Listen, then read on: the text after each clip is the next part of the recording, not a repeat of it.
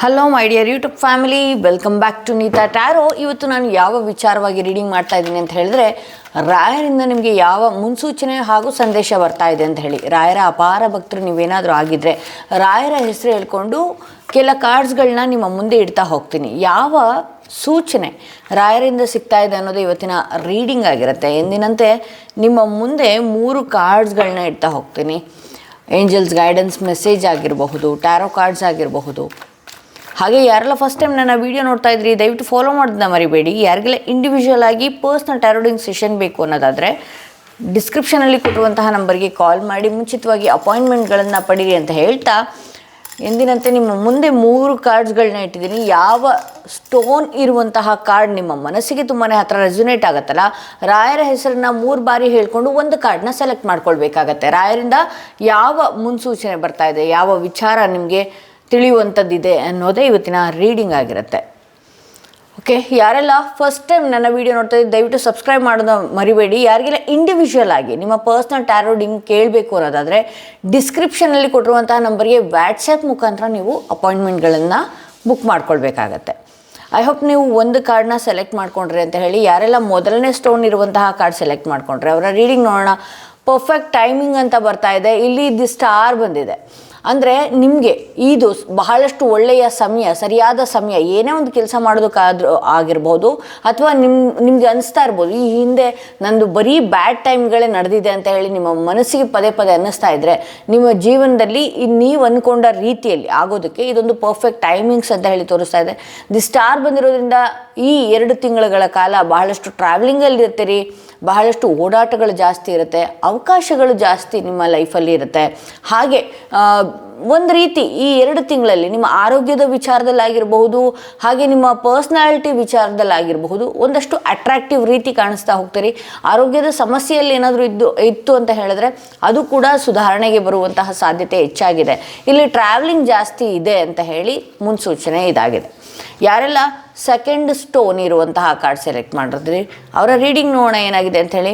Not the right time ಅಂತ ಹೇಳಿ ತೋರಿಸ್ತಾ ಇದೆ. ಯಾಕೋ ನಾನು ಅಂದ್ಕೊಂಡಂಥ ಕೆಲಸಗಳಾಗ್ತಾ ಇಲ್ಲ, ಯಾಕೆ ನಾನು ಏನೇ ಪ್ರಯತ್ನ ಪಟ್ಟರು ನನ್ನ ಜೀವನದಲ್ಲಿ ಆಗ್ತಾ ಇಲ್ಲ ಅಂತ ಹೇಳಿದ್ರೆ, ಇದು ನಿನ್ನ ಜೀವನದಲ್ಲಿ ನೀನು ಯಾವ ವಿಚಾರಕ್ಕೋಸ್ಕರ ಹೊಡೆದಾಡ್ತಿದೀಯಾ, ಯಾವ ವಿಚಾರಕ್ಕೋಸ್ಕರ ಬಹಳಷ್ಟು ತಲೆ ಕೆಡಿಸ್ಕೊಂಡಿದೆಯಾ, ಇದು ಸರಿಯಾದ ಸಮಯ ಅಲ್ಲ.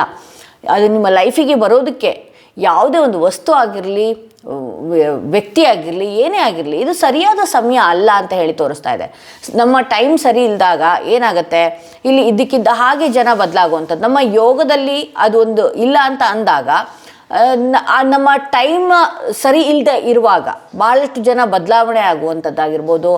ಹಾಗೆ ನಿಮ್ಮ ಜೀವನದಲ್ಲಿ ಕೆಲವೊಂದು ವಿಚಾರಗಳಾಗಿರ್ಬೋದು, ಅಥವಾ ಬಿಸ್ನೆಸ್ ತುಂಬ ಚೆನ್ನಾಗಿ ಓಡ್ತಾ ಇತ್ತು, ಯಾವುದೋ ವ್ಯಕ್ತಿ ನನ್ನ ಜೊತೆ ತುಂಬ ಚೆನ್ನಾಗಿದ್ರು, ಇದಕ್ಕಿದ್ದ ಹಾಗೆ ಸಡನ್ನಾಗಿ ಬದಲಾವಣೆ ಆಗುವಂಥದ್ದು. ಯಾಕೆ ಅಂತ ಹೇಳಿದ್ರೆ ನಿನ್ನ ಟೈಮ್ ಸರಿ ಇಲ್ಲದೆ ಇರುವಾಗ ಇಂಥದ್ದೆಲ್ಲ ನಡೀತಾ ಇತ್ತು ಅಂತ ಹೇಳಿದ್ರೆ ಅದು ಇನ್ನೂ ಬೇರೆ ರೀತಿಗೆ ಹೋಗುತ್ತೆ ಅನ್ನೋದಕ್ಕೋಸ್ಕರ ಭಗವಂತನ ನಿರ್ಣಯ ಏನಾಗಿದೆ. ಕೆಲವೊಂದು ಏನೋ ನಿಮಗೆ ಒಳ್ಳೇದಾಗುವ ಟೈಮಲ್ಲಿ ಕೆಲವು ವ್ಯಕ್ತಿಗಳ ಎನರ್ಜಿ ನಿಮ್ಮ ಜೊತೆಗಿದ್ರೂ ಕೂಡ ಆ ಒಳ್ಳೇದಾಗೋದಕ್ಕೆ ಬಿಡೋದಿಲ್ಲ. ಸೊ ಹಾಗಾಗಿ ಇಲ್ಲಿ ಸಡನ್ನಾಗಿ ಬದಲಾವಣೆ ಆಗ್ತಾ ಇದೆ.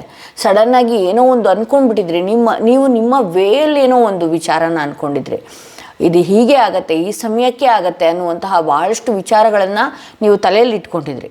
ಅದು ಆಗ್ತಾ ಇಲ್ಲ, ಆಗಲ್ಲ. ಸಡನ್ನಾಗಿ ಬದಲಾವಣೆಗಳಾಗ್ತಾ ಇದೆ ನಿಮ್ಮ ಜೀವನದಲ್ಲಿ ಅಂತ ಹೇಳಿ ನೀವು ಅಂದ್ಕೊಂಡಿದ್ದು ಯಾಕೆ ಆಗ್ತಾ ಇಲ್ಲ ಅಂತ ಹೇಳಿದ್ರೆ ನಿಮ್ಮ ಟೈಮ್ ಸರಿ ಇಲ್ಲ, ಇದು ಸರಿಯಾದ ಸಮಯನೂ ಅಲ್ಲ. ನೀವು ಅಂದ್ಕೊಂಡಿದ್ದು ಆಗೋದಕ್ಕೆ, ನೀವು ಕೋರಿಕೊಂಡಿದ್ದು ಆಗೋದಕ್ಕೆ ಇದು ಸರಿಯಾದ ಸಮಯ ಅಲ್ಲ ಅನ್ನೋದು ತೋರಿಸ್ತಾ ಇದೆ. ಇಲ್ಲಿ ಬರ್ನಿಂಗ್ ಟವರ್ ಬಂದಿರೋದ್ರಿಂದ ಕೆಲವು ವ್ಯಕ್ತಿಗಳಾಗಿರ್ಬೋದು, ಅಥವಾ ನಿಮ್ಮ ಕೆಲಸ ಮಾಡುವಂತಹ ಜಾಗಗಳಾಗಿರ್ಬೋದು ಸಡನ್ನಾಗಿ ಬದಲಾವಣೆ ಆಗುವಂತಹ ಸಾಧ್ಯತೆಗಳಿದೆ. ಒಂದಷ್ಟು ನೀವು ಎಚ್ಚರಿಕೆಯಿಂದ ಇರಬೇಕಾಗತ್ತೆ. ಹಾಗೆ ಬಹಳಷ್ಟು ತಾಳ್ಮೆಯಿಂದ ಕೂಡ ವರ್ತನೆ ಮಾಡಬೇಕಾಗತ್ತೆ ಅಂತ ಹೇಳ್ಬೋದು. ಸೊ ಯಾರೆಲ್ಲ ಥರ್ಡ್ ಸ್ಟೋನ್, 3ನೇ ಸ್ಟೋನ್ ಸೆಲೆಕ್ಟ್ ಮಾಡ್ಕೊಂಡ್ರಿ ಅವರ ರೀಡಿಂಗ್ ನೋಡೋಣ ಏನಾಗಿದೆ, ರಾಯರು ಯಾವ ಸೂಚನೆ ಕೊಡ್ತಾ ಇದ್ದಾರೆ ಅಂತ ಹೇಳಿ. ಲಿಸನ್ ಟು ಯುವರ್ ಇಂಟ್ಯೂಷನ್ ಅಂತ ಹೇಳಿ ತೋರಿಸ್ತಾ ಇದೆ. ನಿನ್ನ ಮನಸ್ಸಿನ ಮಾತು ಕೇಳು ಅಂತ ಹೇಳಿ. ಅಂದರೆ ಒಂದಷ್ಟು ತಾಳ್ಮೆಯಿಂದ ಯಾವುದೇ ಒಂದು ವಿಚಾರ ಆಗಿರಲಿ, ಗೊಂದಲಗಳಾಗುವಂಥದ್ದು, ಇದಾಗುತ್ತೋ ಇಲ್ವೋ, ಈ ವ್ಯಕ್ತಿ ಆಗ್ತಾರೋ ಇಲ್ವೋ, ಅಥವಾ ಇವರಿಂದ ನನ್ನ ಕೆಲಸ ಆಗುತ್ತಾ ಇಲ್ವಾ, ಇವತ್ತು ನನ್ನ ಕೆಲಸ ಆಗುತ್ತಾ ಇಲ್ವಾ, ನಾನು ಅಂದ್ಕೊಂಡಂಗೆ ನನ್ನ ಜೀವನ ಮಾಡ್ತೀನ ಇಲ್ವಾ? ಲಿಸನ್ ಟು ಯುವರ್ ಇಂಟ್ಯೂಷನ್ ಅಂತ ಹೇಳಿ ತೋರಿಸ್ತದೆ. ಯಾಕೆ ಅಂತ ಹೇಳಿದ್ರೆ ನಿಮ್ಮ ಇಂಟ್ಯೂಷನ್ ಪವರೇ ತುಂಬ ಚೆನ್ನಾಗಿದೆ ಅಂತೇಳಿ. ಏನಾಗುತ್ತೆ ಏನಾಗಲ್ಲ ಅದು ನಿಮ್ಮ ಮನಸ್ಸಿಗೆ ಭಾಳಷ್ಟು ಬೇಗ ಗೊತ್ತಾಗುತ್ತೆ ಅಂತ ಹೇಳಿ ತೋರಿಸ್ತಾ ಇದೆ. ಮನಸ್ಸಿನ ಮಾತು ಕೇಳು, ತಾಳ್ಮೆಯಿಂದ ಕೂತು ಯೋಚನೆ ಮಾಡು, ಆಗ ನಿನ್ನ ಪ್ರಶ್ನೆಗಳಿಗೆ ನಿನಗೆ ಉತ್ತರ ಸಿಗುತ್ತೆ ಅನ್ನುವಂತಹ ಒಂದು ಸೂಚನೆ ಕೊಡ್ತಾ ಇದೆ. 8 ಆಫ್ ವಾಂಡ್ಸ್ ಬಂದಿರೋದ್ರಿಂದ ಯಾವುದೋ ಬಹಳಷ್ಟು ದಿನಗಳಿಂದ ನೀವು ಯಾವುದೋ ಒಂದು ಕೆಲಸ ಮಾಡಬೇಕು ಅಂತ ಅಂದ್ಕೊಂಡಿದ್ರಿ, ಆ ಕೆಲಸ ಇತ್ತೀಚೆಗೆ ಈಗ ಇನ್ನು 8 ವಾರಗಳಲ್ಲಿ ಆಗುವಂಥ ಸಾಧ್ಯತೆಗಳಿದೆ.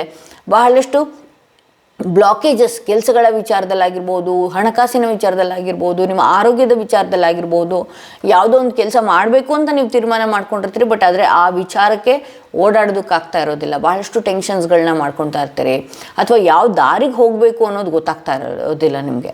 ಸೊ ಸಡನ್ನಾಗಿ ಒಂದಷ್ಟು ಅವಕಾಶಗಳ ಬಾಗಿಲುಗಳು ತೆಗೆಯುವಂಥ ಸಾಧ್ಯತೆಗಳಿದೆ. ಆ್ಯಕ್ಷನ್ ತೊಗೊಳ್ತೀರಿ.